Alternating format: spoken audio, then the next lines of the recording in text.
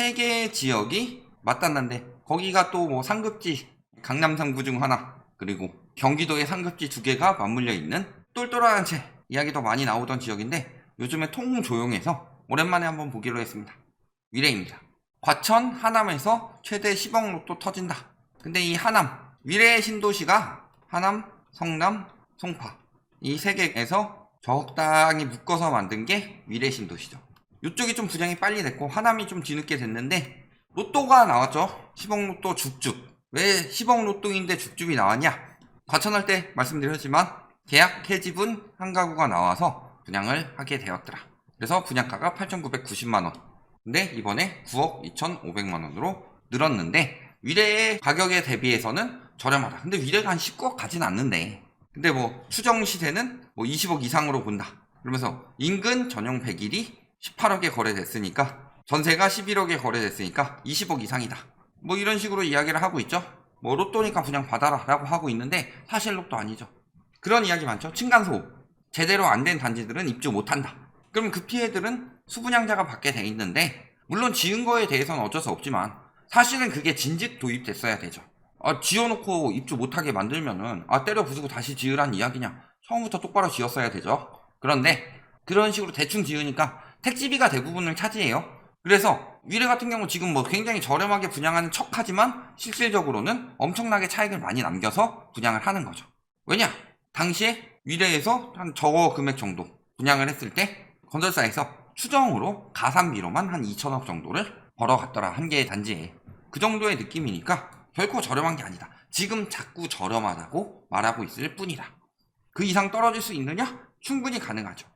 자, 그래서 보면 줍줍 경쟁률이 반토막이 났답니다. 4,030명이 도전을 했는데 그 전에 같은 단지에서 8,000명이 넘는 수요자가 모인 것에 비하면 반토막 수준이다. 북위례에서 아직 매매된 사례가 없어 남위례에 있는 단지와 비교해 추정한 수준인데 자, 남위례랑 북위례랑은 확실히 다르죠. 아무리 붙어있더라도 송파하고 성남하고 하남은 다 달라요. 특히 예전에 북위례에서도 송파하고 하남하고 갈렸을 때 왜 하남은 하남으로 취급하냐, 이쪽 취급해달라 그런 이야기가 나올 정도로. 왜냐? 학군 차이야. 송파에 있으면 송파 학군 들어가는 거고 성남에 있으면 성남 학군 들어가는 거고 하남에 있으면 하남 학군 들어가는 거예요. 근데 그거랑 비교해서 20억이다 라고 이야기를 하고 있는데 현장에서는 그렇게 생각하고 있지 않다는 거죠. 마지막 실거래만 가지고 이야기를 하면서 더 오를 것이다 라고 추정하는 건 말이 안 된다. 그리고 실질적으로 어때요? 지금 거래가 안 되는 이유는 가격이 비싸서인데 물론 저 가격에 매매가 나오면 금방 팔리겠죠. 그런데 청약을 받으려면 청약 조건도 만족해야 되고 청약 통장도 사용해야 되고요. 또 계약금 자체가 비싸더라. 자신이 있는 거죠. 로또라고 하니까. 그래서 9억 이상이지만 어차피 바로 잔금 들어가니까 중도금 대출 영향은 없더라도 일단은 지금 DSR 걸려서 대출받기 힘들고 계약금 자체가 비싸다. 이런 부분을 적용해 봤을 때 쉽게 들어갈 수 있는 단지는 아니라는 거죠. 보면은 지금 2기 신도시가 전반적으로 하락하고 있다. 동탄2, 위례, 파주, 운정 등 2기 신도시 집값이 떨어지고 있다. 해서 동탄2랑 파주 말고 위례만 봅시다. 위례가 들어가 있다는 거죠. 성남, 분당까지 떨어지기 시작했죠. 그 다음에 하남도 이미 하락세는 지속된 지 꽤 됐습니다. 송파, 강남 3구인데 서초도 지금 멈췄죠. 강남 3구에서 3구만 살았다. 강동은 아웃 됐다가 송파도 아웃 됐다가 강남도 아웃 됐다가 이제 서초도 위태위태하다. 그런 것처럼. 교통호재 기대감으로 단기간 올랐다고 하는데 위례에 들어가는 것들이 뭐가 있어요? 뭐 위례 신사선, 트램 뭐 이런 것들 들어가는데 트레진몰이라고 있어요. 트램 중심으로 상권을 크게 만들어놨어요. 거기 상가 평당가가 얼마였냐? 1층 평당가가 평당 1억이었습니다. 분양 평수당 1억이기 때문에 전용 한 10평 받으려면은 분양으로 한 20평 받아야 되는데 분양 한 20평 받으면 20억이에요. 10평짜리 상가를 사는데 20억이에요. 이게 거품이 아니고 뭐가 거품이냐? 20억짜리 상가를 사요. 10평짜리에? 그러면은 수익률 나오려면은 얼마나 받아야 될까요? 거의 한 500 받아도 수익률 웬만큼 안 나온다. 한 1억에 500 받아도. 근데 10평짜리 보증금 1억 끼고 월세 500씩 내면서 들어갈 수 있겠느냐? 그만큼 수요가 몰리겠느냐? 이런 부분 계산해 보면은 굉장히 거품이 많다라는 거죠. 자, 그래서 매매 가격 변동률 보면은 지금 위례도 하락세로 바뀌었다. 그래서 일산, 분당. 자, 부동산 119. 여기가요. 우리나라에서 지금 기사에서 매매 가격 지수로 발표하는 데가 세 군데가 있죠. 첫 번째가 부동산원, 두 번째가 KB, 세 번째가 부동산 119인데 요 순서대로예요. 여기가 가장 상승 하락도 작고요. 여기가 호가 반영을 많이 하고 여기는 더 많이 해요. 그리고 하락 보면은 하락할 때 여기가 제일 먼저 하락세가 나타나고 여기 그 다음에 나오고 여기는 떨어진 지 한참 돼도 하락이라고 이야기를 안 한다. 그래서 여기서 하락이라고 말할 정도면 상태가 굉장히 심각하다는 소리다. 저번에 분당 지역 분석해봤지만 한 5월부터 하락세 나오기 시작했죠. 그런데 아직도 상승으로 나오고 있습니다. 그런데 여기서도 하락이다. 그러면 이미 떨어진 지 한참 됐다는 이야기예요. 전세 보면 어때요? 전세가 뚝뚝 떨어지고 있죠. 지금 상황이 전반적으로 그렇다. 뭐 여기는 얼마나 오르길래 그런 식으로 나오는지 모르겠지만 오르고 있는 거 아니에요. 갑자기 분당에서 판교로 바꿨죠. 오르는 것처럼 보이게 하려고. 매매 거래량 어때요? 2월에 바닥 찍었다가 윤석열 대통령 당선 효과 받아서 올라가다가 5월부터 다시 꺾였다. 금방 다시 꺾였고 하락 거래 비중은 83%에 육박한다. 실질적으로 취소된 거래 빼고 보합된 거래 빼고 올라간 거랑 내린 것만 비교해 보면 어때요? 아니 보합된 거래까지 끼더라도 90%가 하락이다. 매매 거래 현황 보면 어때요? 여기 얼마 찍었었어요? 15억 가까이 찍었었죠. 지금 마지막 거래 12억 2천. 직거래 빼더라도. 그리고 1년 3개월 만에 분석하는 건데 저번에 분석했을 때 13억 8천인데 호가 12억 나오고 있죠. 그 다음에 여기는 올랐네요. 이상하죠. 이런 매물들이 있는데 굳이 17억 3천짜리가 거래가 됐다. 그것도 고층도 아니고 3층.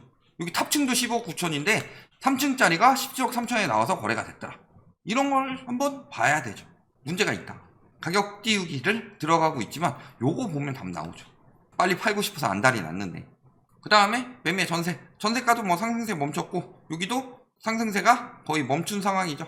그리고 여기는 떨어졌고 여기는 뭐 유지되고 있는데 그래서 갭은 굉장히 크고 여기가 갭이 나온 이유는 이거 호가 거래 하나 때문이죠. 그러니까 이렇게 거래 안 되다가 갑자기 호가 거래가 튄다? 굉장히 이상하죠. 자, 그 다음에 다른 거 송파 꿈의 그림. 송파죠. 어때요? 12억 넘게 찍었던 게 10억 5천에 거래됐고 10억 5천 매물이 나오더라. 여기 16억 찍었던 게 지금 14억 9천5백 거래됐고 호가는 15억 1천까지 떨어졌다. 역시 전세가가 올라갔다 멈춘 상황이고 뭐 하락으로 차츰차츰 바뀌어가고 있는데 전반적으로 그렇게 되고 있죠. 단지별로 나타나지 않는 단지들은 있지만 그리고 매매가는 하락 추세로 바뀌었다. 자, 여기 창곡동 미래서울 이게 어때요? 16억 4천 갔던 게 13억 7천 거래됐고 그 다음에 12억 호가 나오고 있다. 여기도 12억 9천 거래되고요. 13억 3천 호가 나오고 있다. 10억 거래되고요. 얘는 빼더라도 그러면 10억 5천 호가 나오고 있다. 전반적으로 고점 대비로 호가도 많이 떨어졌고 실거래도 되는 걸 보면은 특이한 경우 아니면 대부분 급매물 느낌이 나는 것들이 거래가 되고 있죠. 거래량이 떨어졌다는 건 수요가 줄었다는 거고 급매물 위주로 거래가 된다는 건 무슨 소리예요? 요 정도 호가는 사지도 않는다. 요것도 4월에 거래됐는데 7월에는 요 가격도 못 사고 있다. 그 다음에 전세 가격도 여긴 떨어지는 추세고 여기는 멈췄고 여기는 아직 올라가는 추세다. 이런 상황이죠.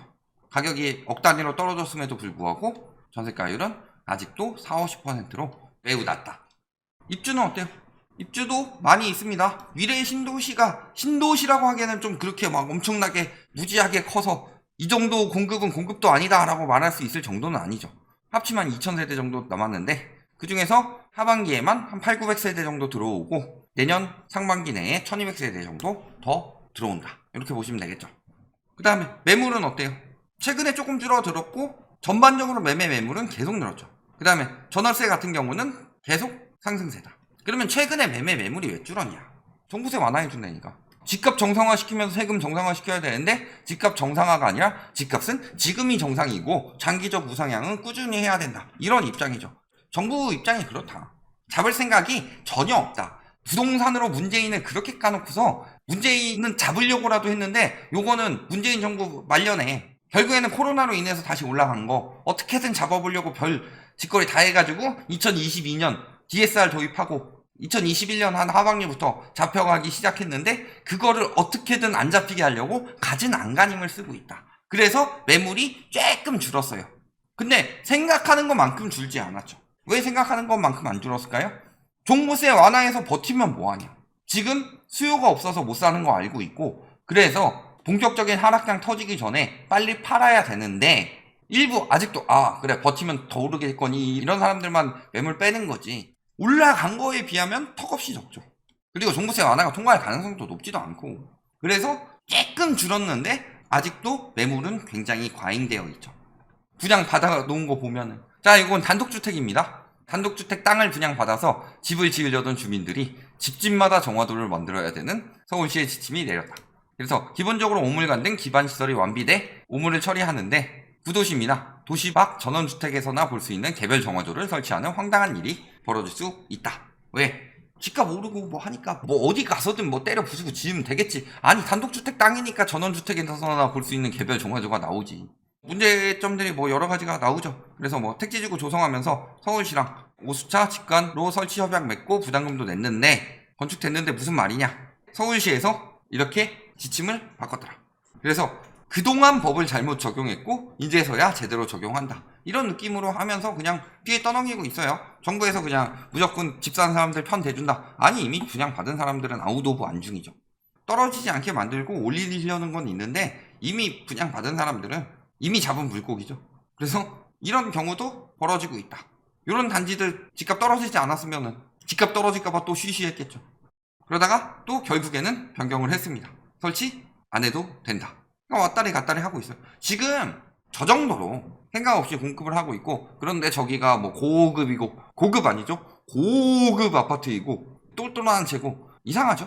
지금 봤을 때 아파트가 아파트의 역할이 아니라 거품 자산이 돼버리니까 정신없는 짓거리들이 나오고 있는데, 이제 막 아파트들의 문제점들 나오고 그런 것들이 터지기 시작하죠. 항상 이런 이야기는 하락기 때만 나온다. 상승기 때는 쉬쉬한다. 거의 숨기죠. 상권 어때요? 뭐 유동인구도 많이 증가했고 공실도 줄었다.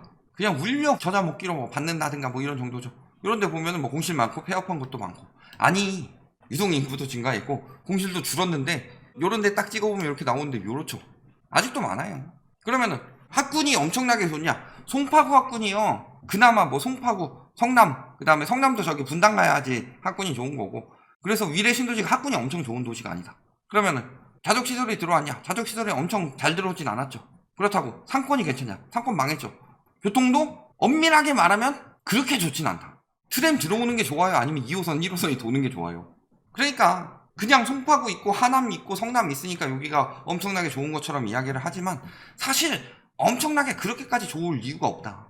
다만 집값 거품이 전반적으로 끼니까 위례도 같이 꼈을 뿐이고, 특히 집값 거품이 중점적으로 끼는 강남 3구, 그 다음에 분당, 그 다음에 뭐 미사, 여기 인근에 있으니까 같이 꼈을 뿐이다. 미사보다 나쁘다 이런 거 아니고요. 그래서 보면 어때요? 지금 공실도 많고 매물이 이렇게 나오고 있죠. 아까 이야기했죠. 1억에 500, 49제곱미터, 사구면 15평. 그러면요 수익률도 잘 안 나오는데 15평짜리에 누가 1억 500 내고 들어가냐. 요런 데는 거의 뭐 손해보든가 아니면은 중심상권에서 멀어진 부분이죠. 결론, 자 위례 오랜만에 다뤘지만 위례 이미 거품 빠지는 중이고요. 그 다음에 상권도 형성 똑바로 안 됐다. 그냥 단지 뭐 때문에 들어가고 있는 거예요? 입지는 좋죠. 왜? 송파, 성남, 하남이니까. 요 위치가 강남 가기 굉장히 좋은 입지다. 그런데 입지 좋은 거 외에는 없다. 여기는 입지가 좋은데 교통이 제대로 좋냐? 교통이 엄청나게 좋진 않아요. 그렇게까지 엄청나게 좋진 않다. 그렇다고 뭐 학군이나 뭐 나머지가 좋다 이런 부분도 없다. 그런데 지금 막 20억 이렇게 가고 있어요. 그러면서 분양 나오는 거 10억 로또라고 하고 있어요. 이게 정상적인 가격이냐? 지금 떨어지고 있는 하락 추세는요, 폭락해서 떨어지는 게 아니라 거품이 빠지고 정상화되는 과정이고, 그 거품이 낀 만큼 빠지기 때문에 로또도 로또가 아니게 될 것이다. 여기까지 말씀드리겠습니다.